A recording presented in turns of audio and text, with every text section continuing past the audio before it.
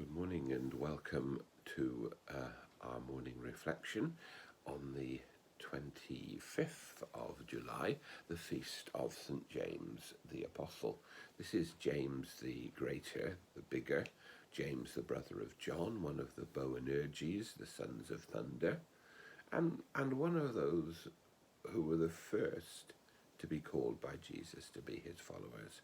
Remember, he called James and John, Peter and Andrew, from beside the seashore to leave there fishing and to travel with him.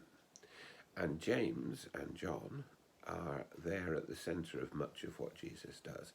For example, the transfiguration that we'll be celebrating in just a couple of weeks, that time when the glory of Jesus is revealed on the mountain.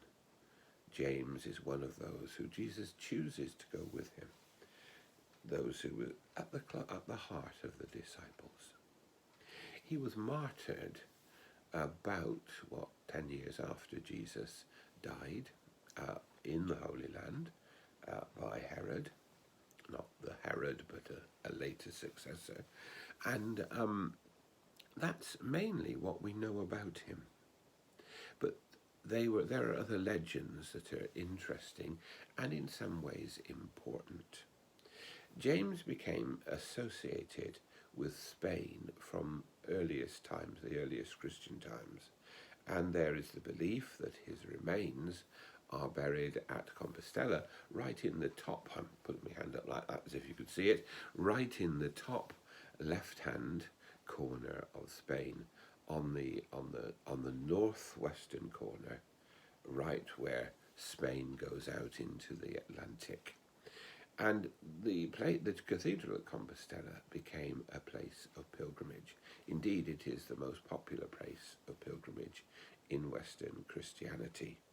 And each year, hundreds of thousands of people walk the pilgrim way. It's said that 2 years ago, nearly 400,000 people walked the last 60 miles, the last 100 kilometres. Some people walk much further, starting their walk in France. But the core, the final destination is the last 100 kilometres, 60 miles.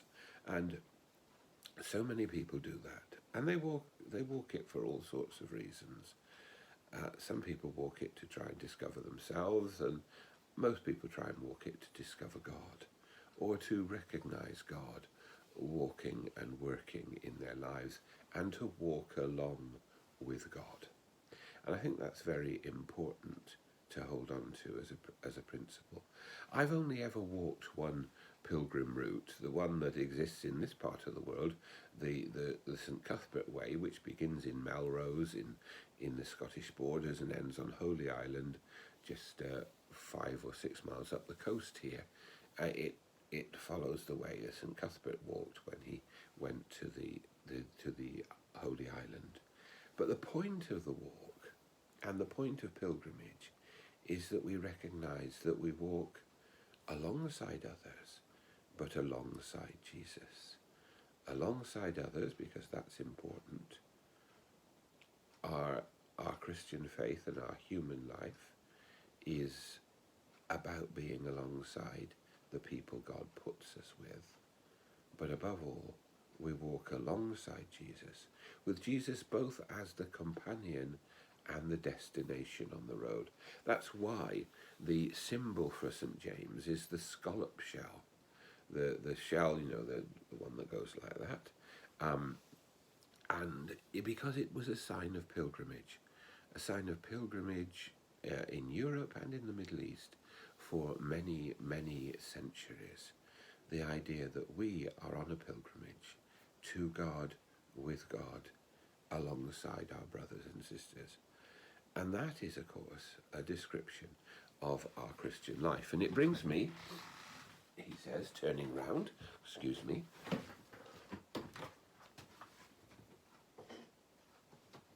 I carefully left it just out of reach to prove I could move.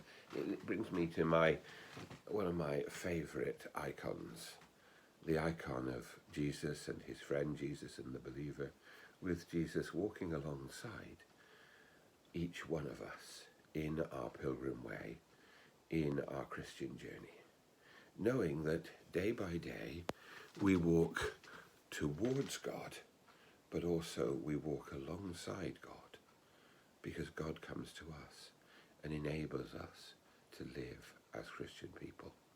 So as we honour St. James today, let us also remember that we have to walk the walk, to walk the walk to Jesus and with Jesus in our lives.